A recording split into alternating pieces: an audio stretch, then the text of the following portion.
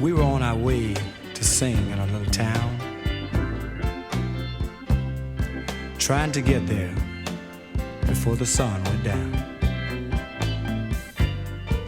We had the old CB on channel 19, and there came a little boy's voice on the radio line. He said, "Breaker, breaker, 19, is anyone there? Come on back, someone, and talk to Teddy Bear." I picked up the microphone and said, "Talk to me, Teddy Bear."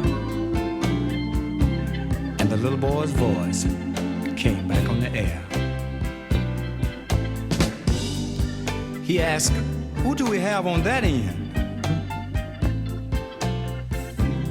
I told him my name, and he began. He said, "I'm not supposed to bother you people out there,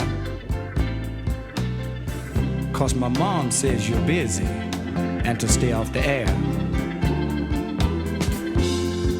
But you see, I get lonely and it helps to talk, 'cause that's about all I can do. I'm crippled and I can't walk." And I came back and told him to pick up his mic. And I talked to him as long as he liked. "This was my daddy's radio," the little boy said, "but I guess it's mine and mom's now, 'cause dad is dead. My dad had a wreck about a month ago. He was trying to get home in a blinding snow. My mom has to work now to make ends meet, and I'm not much help with my two crippled feet. She says not to worry, we'll be all right. But I hear her crying sometimes late at night. There's one thing I want more than anything else, you see. Oh, I know you people are too busy to be bothered with me. You see, my dad used to take me for a ride when he was home. But I guess that's all over now, since dad is gone. And you know, not one person came on the CB while that little crippled boy talked to me. On my face, tears began to run down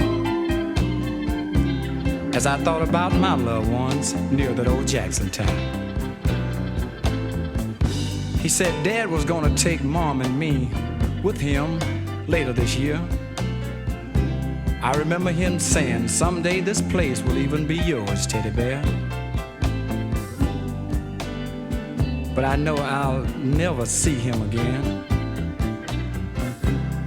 So I'll just sit here and keep in touch with all my CB friends. He said, "Well, Teddy Bear is gonna get off the air and leave you alone, 'cause it's about time for Mama to come home. But you give me a call when you're passing through, and I'll sure be happy to talk to you." I said, "Oh, where do you live, my little friend?" And then our conversation started all over again. He said, "My house is not hard to find. I live on Jackson Street, 229.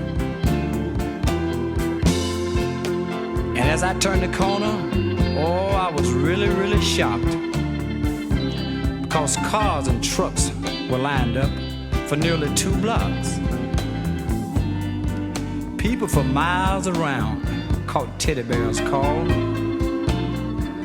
and that little crippled boy was having himself a ball. For as fast as one driver would bring him in, someone else would pick him up and take him out again. You better believe I took my turn to ride Teddy Bear. Then I carried him back and put him down in his chair.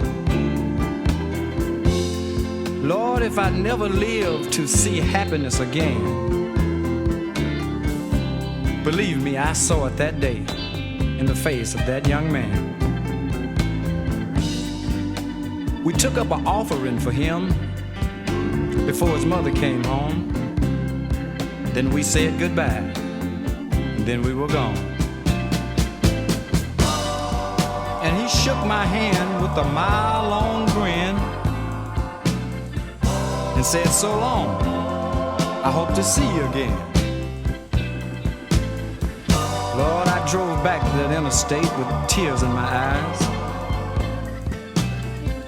And I turned on the CB and there was another surprise. Breaker, breaker, 1-9, a voice came on the air. Said just a word of thanks from Mama Teddy Bear. She said, I will always say a special prayer for you, because you just made my little boy's dream come true. Slowly she said, I sign off now, before I start to cry. Then she said, may God bless each and every one of you tenfold, and goodbye.